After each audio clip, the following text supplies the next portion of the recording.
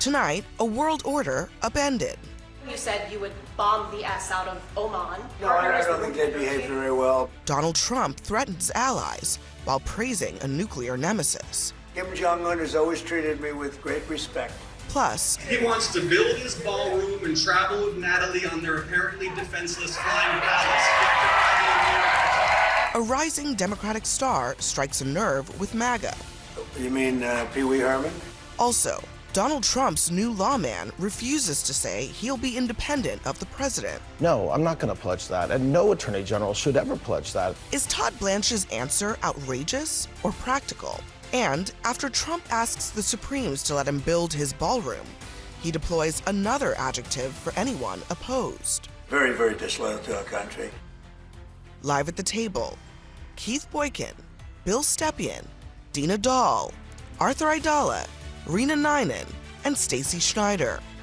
Americans with different perspectives aren't talking to each other, but here they do.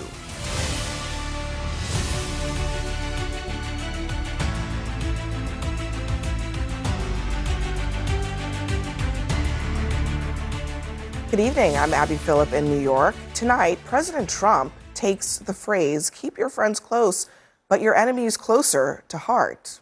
Well, at least that second part. He is days away from launching new tariffs against Canada. He's threatened to bomb the shit out of Oman.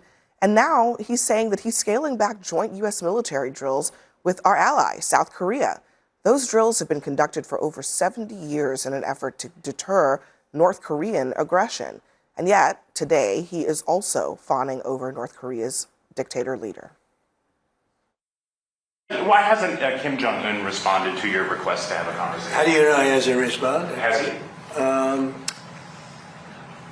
Yeah, he has. I understand him. He understands me.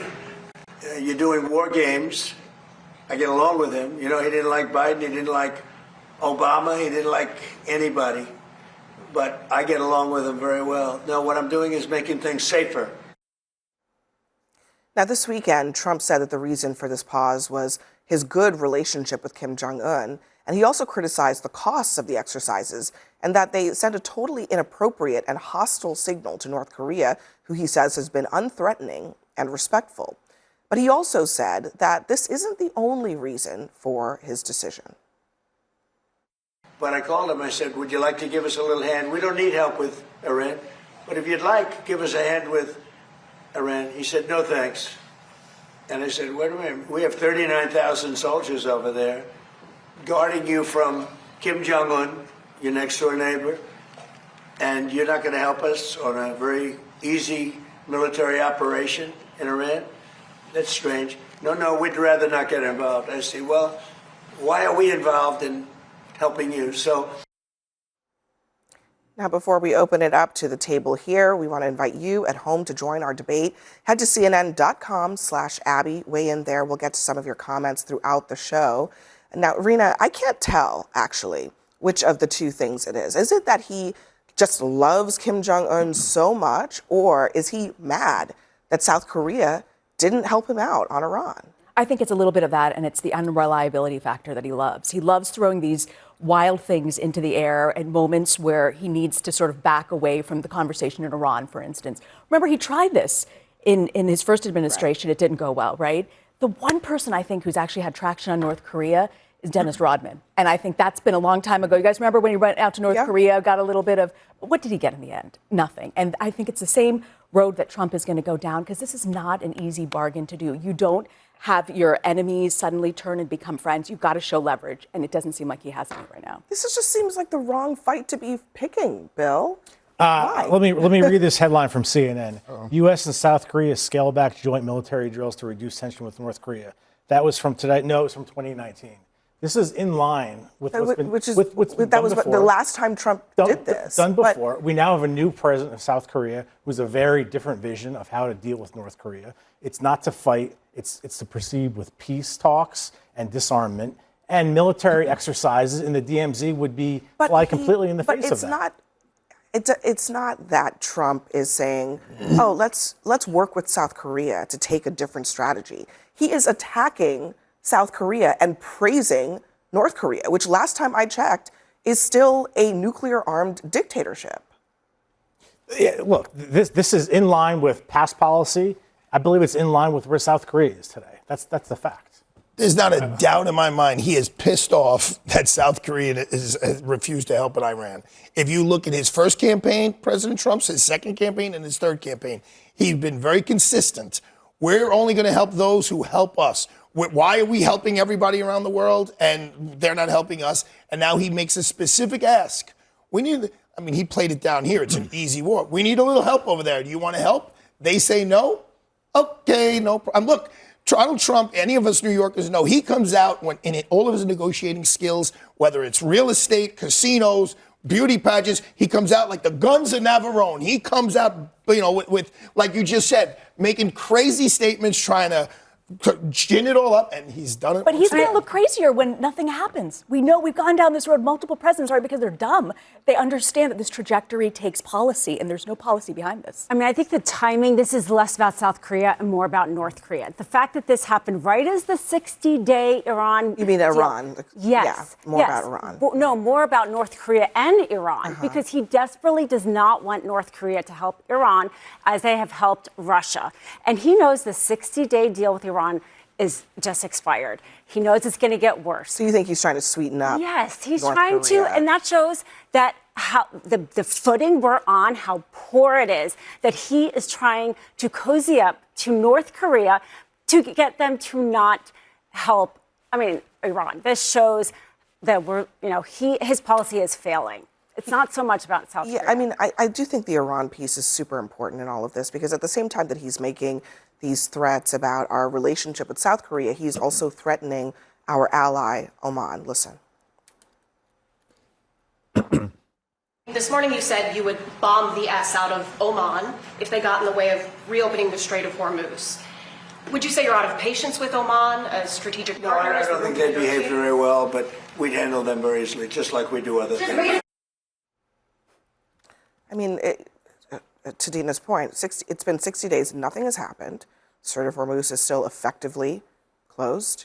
Iran still has the nuclear material in its possession. They are hardening. It is an embarrassment of that policy. The policy is a failure, as Dina mentioned, and what's going on right now is that Trump has a foreign policy based on personalities and payoffs, not about principle. And American foreign policy historically, allegedly, was about principle. Trump doesn't care about principle. You say it like it's a good thing. He's acting like a mob boss.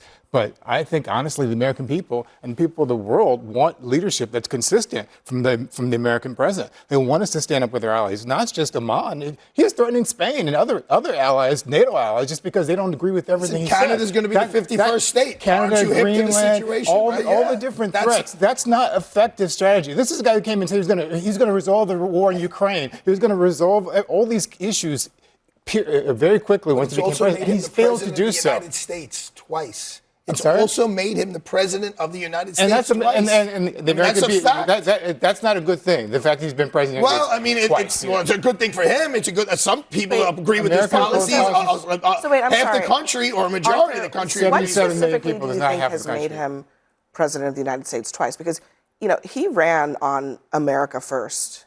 Right. We weren't going to get into the foreign wars.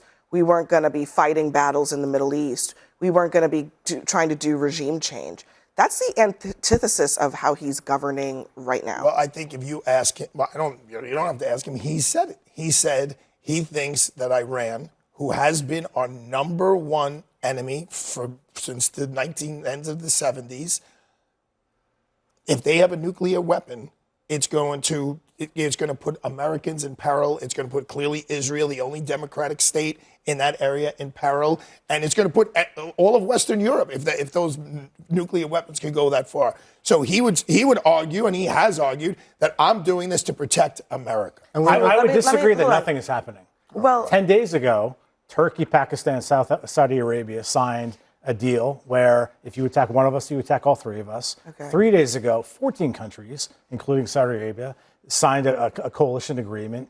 We want to secure global trade in the region. 2, we want to reduce foreign dependence on security. Things are happening. Trump has asked people to step up. What's happening, People are stepping up. But what's happening vis-a-vis the actual goal of this war, which is stopping Iran from being a malign actor in terms of ballistic missiles in the region, proxy sponsorships of terrorism, and nuclear weapons. What's happened on change is not going to come from Washington. Change is going to come from the Middle East. Oh, when you certainly. see Tell that 14 to Donald countries, Trump. Donald Trump started this war because he thought he was going to impose Trump. He was going to impose Trump's Pax Americana on Iran. He was going to force them to come to the table and submit. I mean, this was J.D. Vance. Let me just play. This is June 18th. This is after they signed the Memorandum of Understanding. Here's what he said was going to happen. I think the president's peace plan in Iran is already bearing real fruits for the American people. Oil prices are down nearly at their level from the pre-war conflict. Gas prices dropped below $4 a gallon today for the first time since the conflict. And importantly, they're going to keep falling further given how low oil prices are. The Iranians, for the second night in a row, did not shoot at any ships in the Strait of Hormuz. So far, they are honoring their end of the commitment. He's telling us that this is the beginning of a beautiful peace with Iran, effectively. None of these things have happened. Gas prices are still high. Iran is still shooting at ships. There's been literally 2 tankers moving through that area, three commercial ships moving through the Strait of Hormuz in 24 hours. Used to be over 100 per day. Nothing has changed except the reports that Iran is hardening. What's changed is Iran's greatest weapon is not a missile, it's time.